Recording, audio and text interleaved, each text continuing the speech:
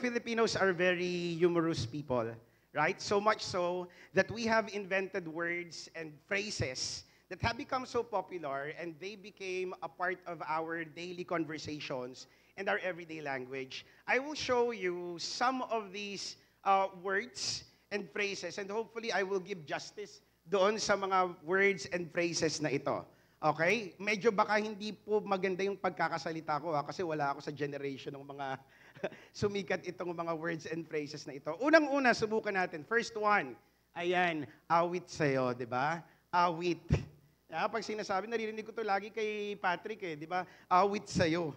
Di ba? Anong ibig sabihin ng awit? Di ba? When we say awit, this is an expression of dissatisfaction or disappointment, but this is not used in very serious situations. Actually, when you say awit, ang ibig sabihin po nito, aw, ang sakit. Pinaliit siya, pinaiksi.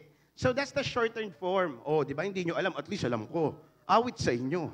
Di ba?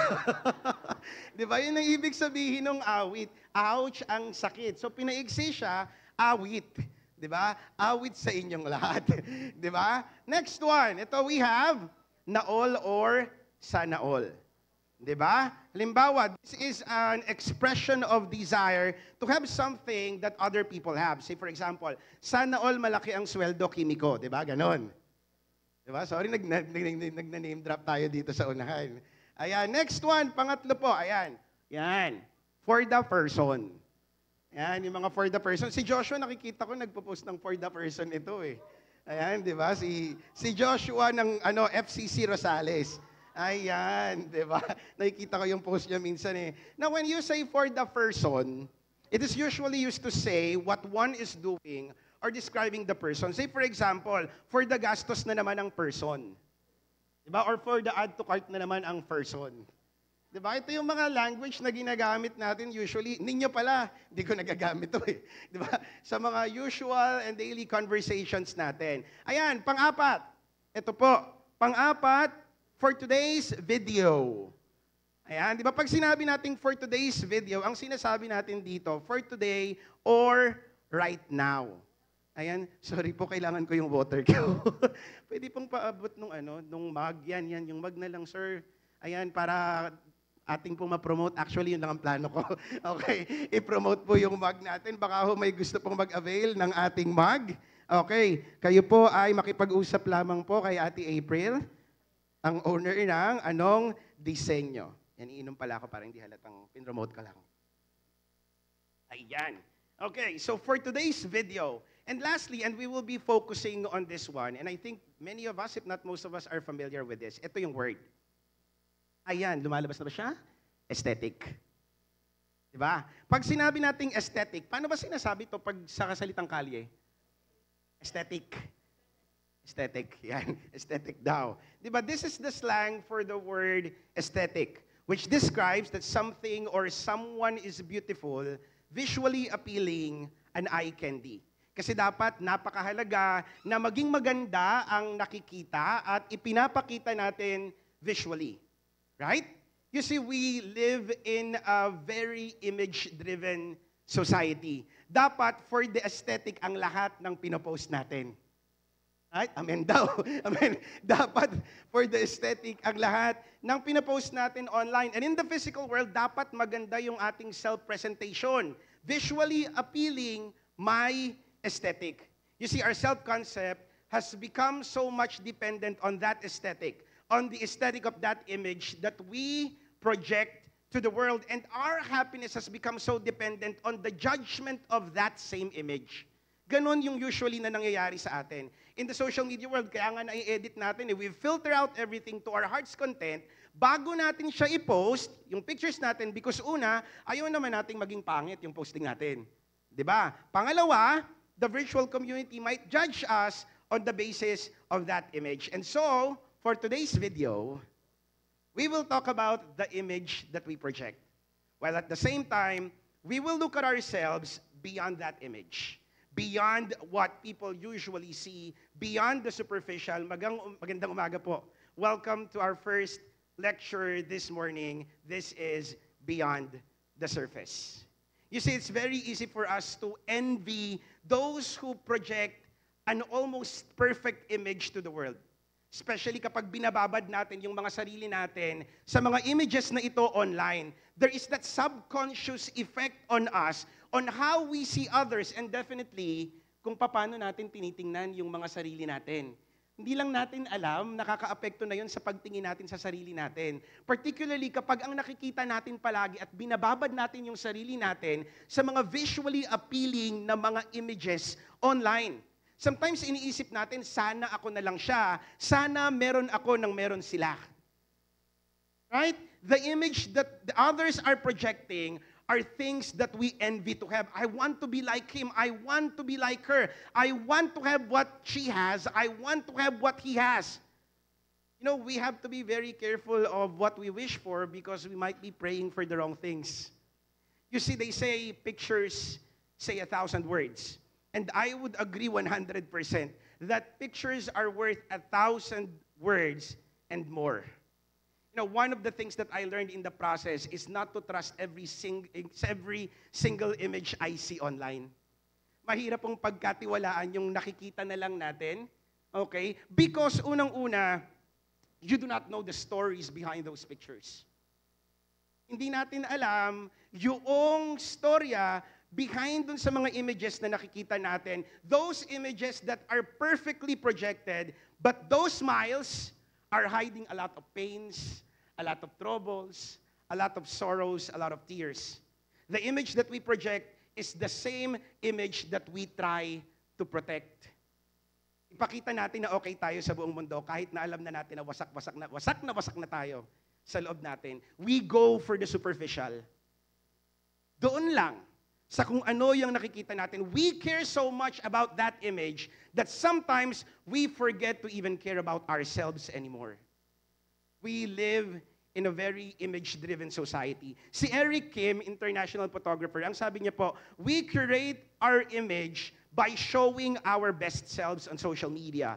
We curate our idealized image of ourselves through the car we drive, the clothes we wear, even kung paano tayo maglakad, kung paano tayo magsalita, and even on how we interact with others. We drown ourselves in a sea of images. Could you imagine that there are more than 3.2 billion images that are shared daily on social media? Every day, 3.2 billion images ang sinishare po sa social media. You see, before we only care about how we present ourselves in the physical world. Dito sa material world na nakikita natin. Right at the time when social media wasn't even a thing yet. But right now, we burden ourselves with our image presentation in the real world and in the virtual world, which is already a part of our reality. It has become an extension ng atin pong realidad. You see, we live in an image-driven society. And sometimes, nilulunod natin yung mga sarili natin hanggang makalimutan na natin kung sino po tayo. So we see now that the pitfalls of curating a heavily processed image are here. Number one, letter A, it has a negative impact on our self-image. Bibilisan ko po kasi mayroon tayong workshop style this morning. Baka masyado ako mag-enjoy dito. Unang-una, ito sa negative impact on our self-esteem. When we say self-esteem, nakikita po natin ito sa screen, this refers to one's overall assessment nung worth natin bilang isang individual. But if we're going to assess our self-esteem, next screen please. Ayan, I took this from yung book namin nila Ma'am Jonabel.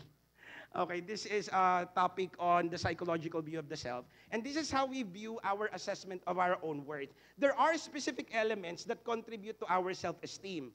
And it's always good na makita natin, paano ba natin na-assess yung ating halaga, yung value natin, bilang mga individuals. I will be giving you four. The first one is our social self-image. Okay? Pag sinabi nating social self-image, paano naapektuhan ito yung pagtingin natin sa sarili natin? Strained relationships. Am I not enough? Anong nangyari? Bakit nagka-problema tayo? Right? That's affecting our assessment of our own view of ourselves, of our worth. Pag tinitingnan natin, bakit parang lagi na lang nagiging ganito yung mga relasyon ko sa buhay?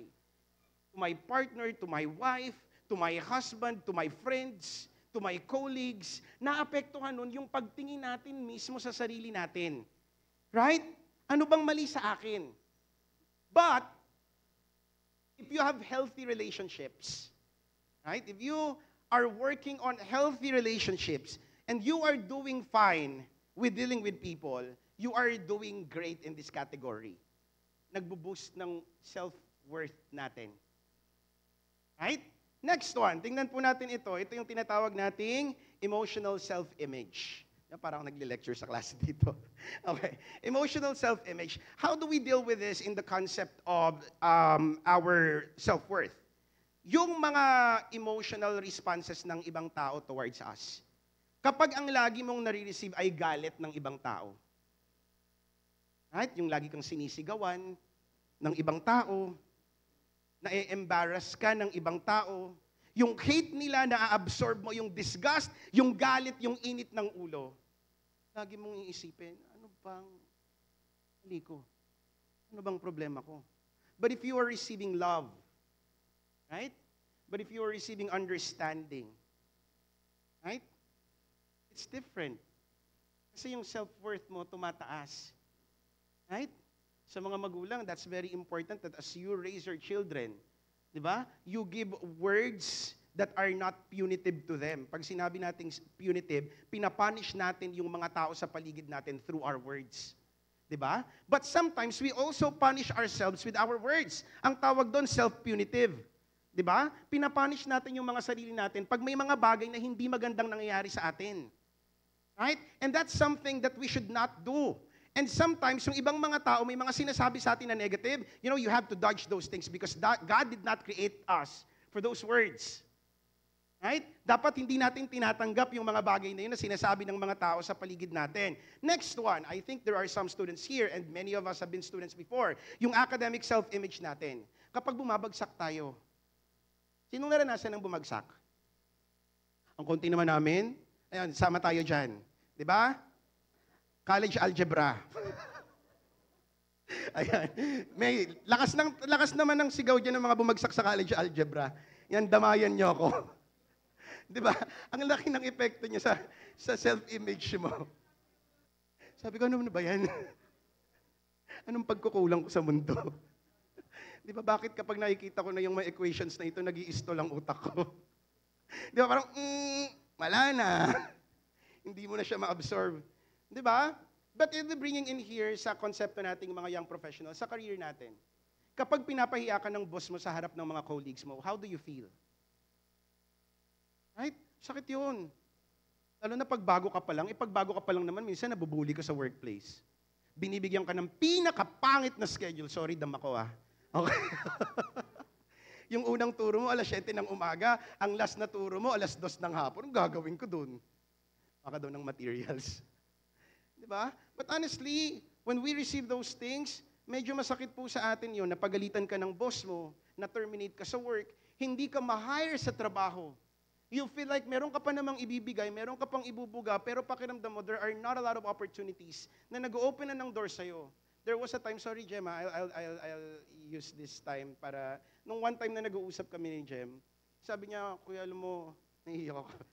Sabi niya, kuya, alam mo, pakiramdam ko ngayon, kahit na gusto kong magtrabaho at gustong-gusto ko, ibigay yung best ko, I feel like there are not a lot of opportunities and doors opening for me anymore because of my age. Ba mararamdaman natin yan? Sometimes you feel like you're obsolete already. And it's hurting you. It's breaking you inside.